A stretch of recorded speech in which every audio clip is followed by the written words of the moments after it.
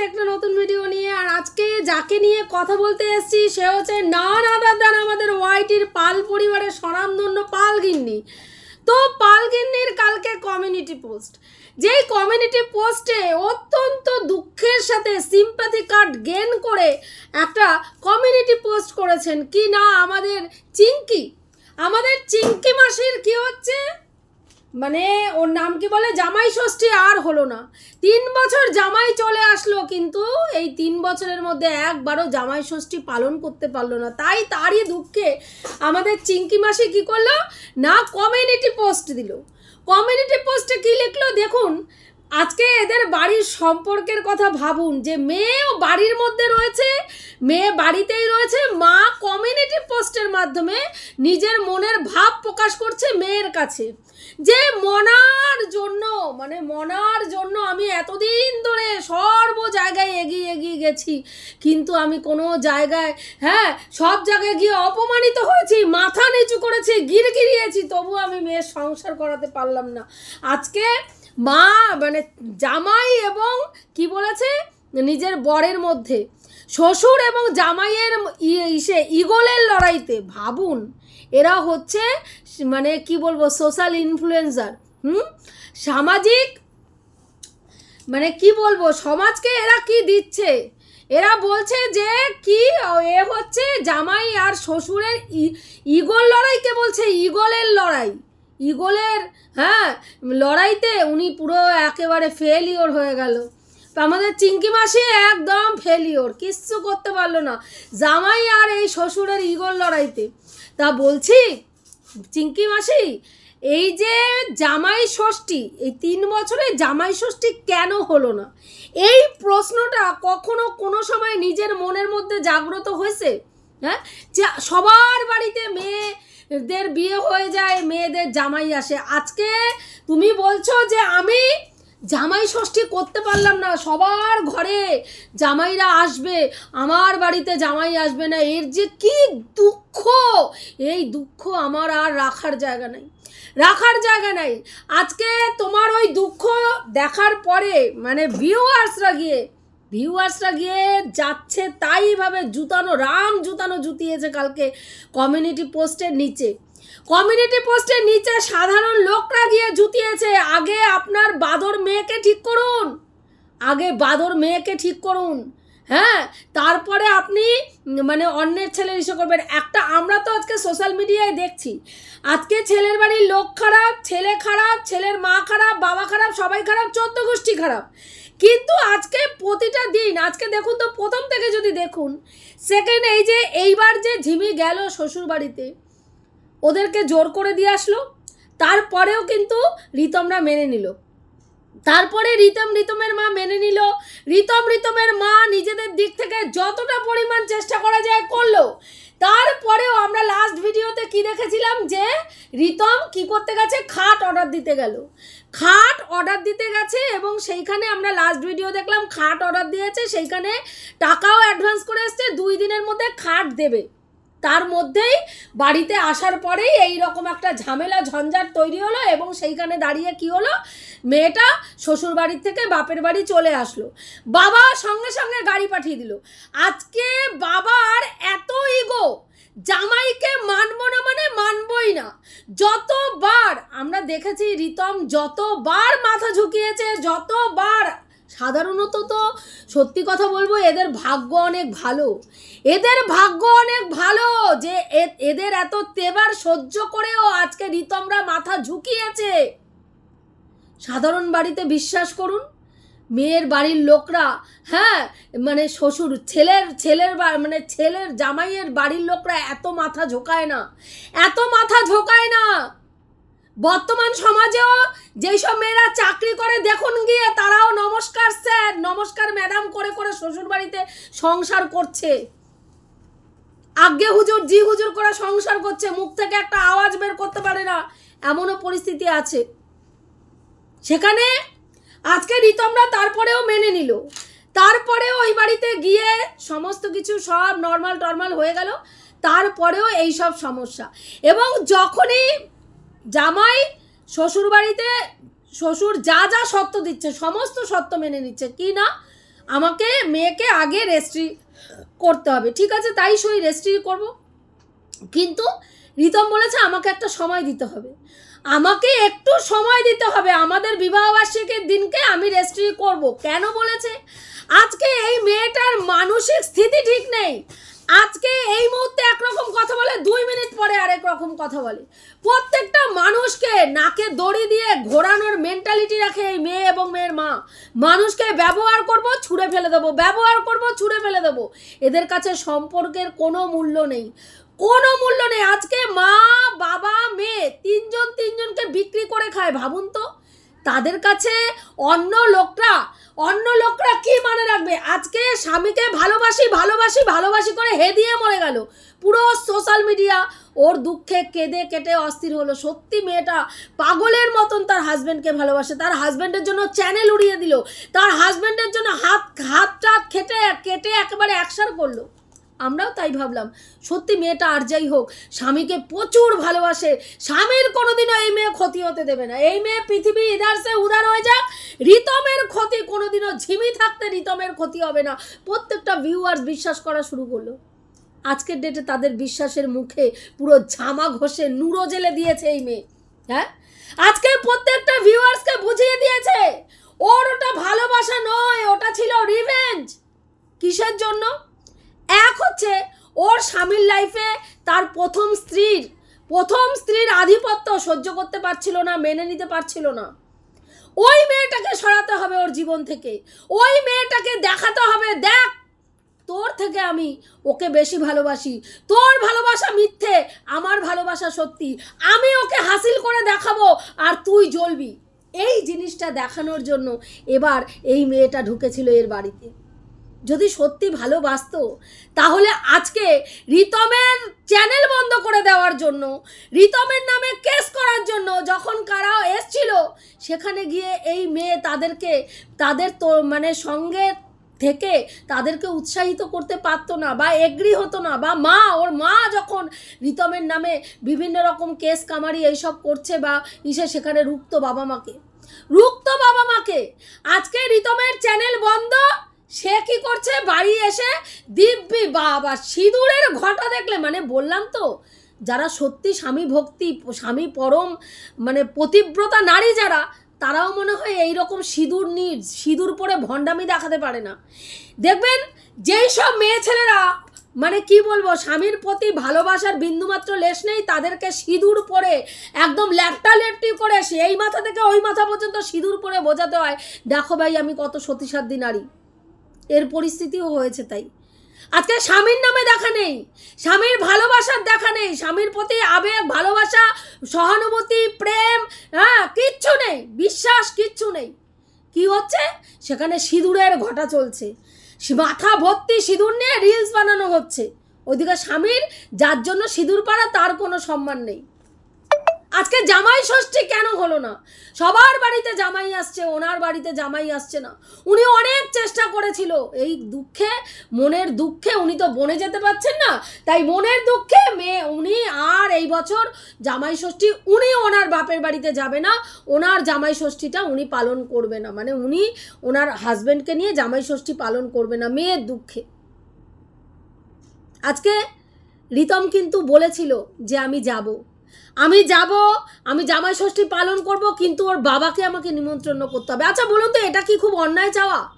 এটা একটা ছেলে হিসাবে খুব অন্যায় চাওয়া যে ছেলেটার শ্বশুর বাড়িতে এতটুকু সম্মান নেই, এতটুকু, যাকে তার শ্বশুর বাড়িতে প্রত্যেকটা সময় হিউমিলেট করা হচ্ছে, সোশ্যাল মিডিয়ায় মান সম্মানকে পুরো ধূলিসাৎ করে দেওয়া হয়েছে, তার ইনকামের রাস্তাটাকে বন্ধ করে দেওয়া হয়েছে, তার পুরো পেটের মানে শুধু তার নয়, তার এবং তার মায়ের দুজনেরই চ্যানেল পুরো বন্ধ করে দেওয়া হয়েছে। বন্ধ করে দিয়ে আজকে সে কি করছে? সে বাড়িতে ফিরে এসে দিব্যি তার চ্যানেলে ভিডিও দিয়ে যাচ্ছে, তার মা দিব্যি সমালোচনা ছুড়ে যাচ্ছে, দিব্যি তারা লাইভ করে যাচ্ছে, তাদের ভিডিও তারা দেখিয়ে যাচ্ছে, ওইদিকে ছেলেটার পুরো ইনকাম বন্ধ। আজকে প্রকৃত যদি স্ত্রী হতো, কিছু না করতে পারুক, আইনের ওই জায়গায় যদি আমি ধরেও নিলাম ওর কথা কেউ শুনছে না, যতগুলো কেস হয়েছে, কেস কামারি যা হয়েছে, সেখানে ওর কথা কেউ শুনছে না, কারণ আইন ওর কথা শুনবে না, এটা স্বাভাবিক ব্যাপার। যেটা আইনের মধ্যে রয়েছে সেটা আইন ডিসাইড করবে, আইন ঠিক করবে যে সত্যি রিতম কোনো ভুল করেছে না করেনি, কী কী অন্যায় করেছে কী কী অন্যায় করেনি। যদিও কালকে আমরা 580টা ভিডিও বা ছবির যে গল্প শুনেছিলাম যে ওর মানে মোবাইলে প্রচুর বাজে ধরনের ভিডিও পাওয়া গেছে, তার হিসাব কালকে কিন্তু এই রিতম কিন্তু লাইভে তুলেছিল, কিন্তু সেই সময় ওকে ধমক চমক দিয়ে কিন্তু মুখ বন্ধ করে দেওয়া হয়েছে। তো সেখানের গল্পটা কিন্তু ভিউয়ার্সরা বুঝতেই পেরেছে যে আসল ঘটনাটা কি হয়েছে, কি ব্যাপার। এটা নিয়ে আমি কোনো কথা বলবো না, এটা আইনের আওতায় রয়েছে, আইন বুঝে নেবে, আইনের ব্যাপার। কিন্তু আজকে যদি আইন ওর কথা শুনবে না এটাই স্বাভাবিক, কিন্তু ওর স্ত্রী হিসাবে কি উচিত ছিল, ওর স্ত্রী হিসাবে কি উচিত ছিল যে না, আমার স্বামী যখন রোজগারের জায়গাটা বন্ধ রয়েছে, আমার স্বামী যখন সোশ্যাল মিডিয়ায় আসতে পারছে না, আমার স্বামী যখন ভিডিও করতে পারছে না, তাহলে আমি এখান থেকে সরে যাব এবং আমি এই ভিডিও আমি করব না যতদিন না আমার স্বামীর চ্যানেল ফেরত আসবে, ততদিন আমার মাকেও বলবো যে তুমিও ভিডিও দিও না, আমিও ভিডিও দেবো না। কিন্তু তাই করেছে কি? তাই করেছে। উপরন্তু শ্বশুর শাশুড়ির রোমান্টিক ভিডিও, বাবা রোমান্টিক রিলস ছাড়ছে, মেয়ের জীবন টালমাটাল, মা বাবা দুইজনের রোমান্টিক ভিডিও, রোমান্টিক রিলস ছেড়ে বেড়াচ্ছে সোশ্যাল মিডিয়ায়। হ্যাঁ, এদের দ্বারা সত্যি কথা বলতে এগুলো না এদের দ্বারাই সম্ভব, বিশ্বাস করুন, বিশ্বাস করুন, এদের দ্বারাই সম্ভব। আজকে আমরা যারা মানে প্রকৃত যারা সংসার করি তারা জানে যে একটা সংসার করতে গেলে ত্যাগ, ভালোবাসা, মানে প্রত্যেকটা জিনিস, আবেগ, বিবেক সমস্ত কিছু থাকা দরকার, সহ্য, ধৈর্য। এই মেয়ে এতটুকু সহ্য ক্ষমতা নেই, মা মেয়েকে কোনো কিচ্ছু শেখায়নি, মা মেয়েকে মানে সংসার করার জন্য যা যা দরকার, না মেয়েকে সহ্য শক্তি শিখিয়েছে, না মেয়েকে কাজ করা শিখিয়েছে, না মেয়েকে সভ্যতা ভদ্রতা শিখিয়েছে, কিচ্ছু শেখায়নি। আজকে শুধু শিখেছে কোথায় কল রেকর্ডিং করব, কোথায় একে ব্ল্যাকমেল করব, কোথায় তাকে আমি ফাঁসাবো, কোথায় আমি তার মানে পোল খুলবো, কোথায় তাকে আমি অপমানিত করব, শুধু এই জিনিস। এই নিয়ে কি সংসার হয় বলুন তো? সংসার হয় না তো। আজকে রিভেঞ্জ খেলতে গিয়ে দেখুন মাঝখান থেকে এই প্রথম যে মেয়েটি ছিল দিশানি, সে কিন্তু বেরিয়ে গিয়ে এইসব নোংরামির থেকে বেরিয়ে গিয়ে সে কিন্তু তার জীবন সঙ্গী বেছে নিয়েছেন, একজন অ্যাডভোকেটকে সে কোর্টের একজন অ্যাডভোকেটকে বিয়ে করেছে শুনলাম। এবার দেখুন এখানেও কিন্তু একটা প্রশ্নবোধক চিহ্ন আছে। যদি বলেন কেন প্রশ্নবোধক চিহ্ন, সেখানে আমি বলি প্রশ্নবোধক চিহ্নটা এই জায়গায় এই কারণেই রয়েছে যে দেখুন এরও আগে কিন্তু এই মেয়েটা এইরকম বিয়ে একটা নাটক করেছিল, এমন বিয়ে একটা নাটক করেছিল। যদিও আমরা মানে কালকে একটা কল রেকর্ডিং শুনেছি যেটা আমাদের মানবাধিকার দিদির সঙ্গে কথা বলেছে আর কি, ওর হাজব্যান্ড এবং ও কথা বলেছে ফোন করে যে ওর নাকি রেজিস্ট্রি ম্যারেজ হয়ে গেছে। তো রেজিস্ট্রি ম্যারেজটা হয়ে যাওয়া মানেই বিয়ে হয়ে যাওয়া। আমরা কিন্তু বর্তমানে রেজিস্ট্রি ম্যারেজটাকেই বেশি গুরুত্ব দিই, যতই সামাজিক বিয়ে হোক, যতক্ষণ রেজিস্ট্রি না হয় ততক্ষণ সেই বিয়েটা কিন্তু বৈধতা পায় না। এবার সেই জায়গায় এরা নাকি রেজিস্ট্রি ম্যারেজটাই করেছে। তা রেজিস্ট্রি ম্যারেজ যখন করেছে তারা স্বামী স্ত্রী, আইনত স্বামী স্ত্রী, কিন্তু কথা হচ্ছে আজকে যে রেজিস্ট্রি করলো এটা না তো আমরা কোনো ক্লিপিংস দেখেছি, না কোনো কিছু দেখেছি, না এখনও ওর স্বামীকে আমরা মানে দেখেছি। কালকে একটা রিলস একজনের লাইভ মানে চ্যানেল থেকে আসলো, সামনে দেখলাম মানে দিশানি আর ওর হাজব্যান্ড স্কুটিতে ছিল, স্কুটিটা মানে চালাবে আর কি, আর একজন বান্ধবী হোক বা বোন টাইপের কেউ হোক পাশে ছিল, ওখানে লেখা রয়েছে ওর দিশানির হাজব্যান্ডকে দেখালাম মানে এইরকম বলে। তা সেখানে ওই একটা রিলস করেছে, সেখানে ওর হাজব্যান্ডের মুখটা আমি দেখলাম এবং সত্যি মিথ্যা জানি না, বলেছে যে ওর বিয়ে হয়ে গেছে আমরা সেটাই মেনে নিচ্ছি। কিন্তু এখানে অনেকের মনে প্রশ্ন জাগছে যে বিয়েটা কি সত্যিই হয়েছে, অনেক ভিউয়ার্সের মনেই প্রশ্ন যে বিয়েটা কি আদৌ সত্যি হয়েছে না। এইটাও একটা আইওয়াস কারণ আছে, মনে করার কারণ আছে, কারণ এই মেয়েটি এর আগেও এরকম একটা বিয়ে নাটক করেছিল যে আমার বিয়ে ঠিক হয়ে গেছে, বিয়ে ঠিক হয়ে গেছে, বিয়ে ঠিক হয়ে গেছে, জিনিসপত্র কেনাকাটা দেখানো সমস্ত কিছু দেখিয়েছে। তারপরে সেই ছেলেটি কিন্তু মানে পৃথিবী ছেড়ে চলে গেছে একটা অ্যাক্সিডেন্টে, তোমরা সবাই জানো। সেই কারণের জন্যই কিন্তু আজকে অনেকে ওকে বিশ্বাস করতে পারছে না। তো সেই জায়গায় আমি বলবো অবশ্যই ওদের উচিত, দিশানিরও উচিত যে ওর হাজব্যান্ডকে নিয়ে এসে একটা ভিডিও করা, ওর পরিবারের লোকের সঙ্গে বসে মানুষকে বিশ্বাস দেওয়া যে না সত্যিই বিয়েটা হয়েছে। আর সত্যি কথাটা লুকিয়ে রাখার কোনো ব্যাপার নেই। সে একটা এমন মানুষকে বিয়ে করেছে যে মানুষটা ওর সমস্ত কিছু জেনে বিয়ে করেছে তাকে, সেখানে সেই মানুষটাকে গর্বের সহিত দেখানো উচিত সোশ্যাল মিডিয়ায় যে আজকের দিনেও এমন মানুষ আছে, এমন মানুষ আছে সব জেনে শুনে সব মেয়েকে দূরে ছুঁড়ে ফেলে দেয় না। এমনও শিক্ষিত মানে ছেলেরা রয়েছেন সমাজে যারা মানে সব মেয়েকেই আর কি তুচ্ছ তাচ্ছিল্যের আসনে দেখে না, তাকেও যোগ্য সম্মান দিয়ে সহধর্মিনীর সিংহাসনটা দেন।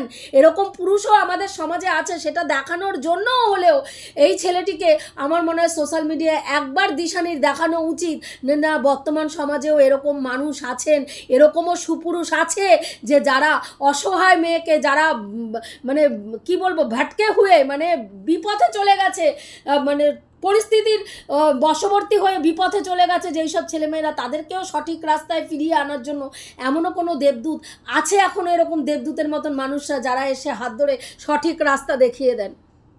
আমার মনে হয় তাকে লুকিয়ে না রেখে প্রত্যেকটা মানুষের কাছে এনে তাকে গর্বের সহিত পরিচয় করিয়ে দেওয়া দরকার, কারণ সেই মানুষটা সমস্ত কিছু জেনে তাকে বিয়ে করেছে।